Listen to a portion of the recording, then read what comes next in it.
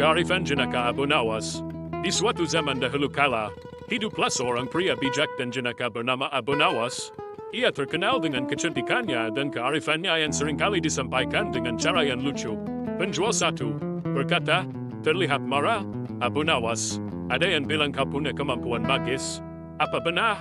Abu Nawas tersenyum, menjawab, "Magis? Oh, tidak. Tapi aku punya solusi untuk setiap masalah."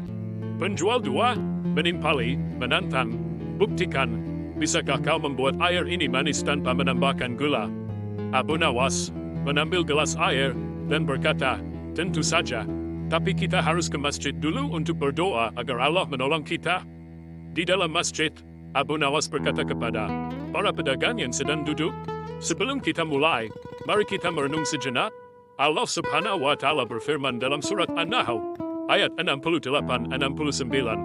"Kemudian makanlah dari tiap-tiap macam buah-buahan dan tempuhlah jalan Tuhanmu yang telah dimudahkan bagimu." Quran surat An-Nahl 68-69. Pedagang terkejut sambil berkata, "Apa kaitannya dengan air yang manis?" Abu Nawas berkata, "Kita belajar bahwa segala sesuatu adalah milik Allah dan atas izinnya segalanya bisa berubah.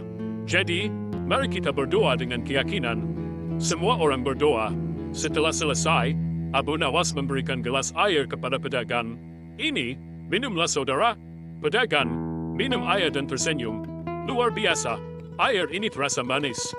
Abu Nawas berkata, "Tentu saja, hati yang ikhlas dan doa yang tulus bisa mengubah segalanya.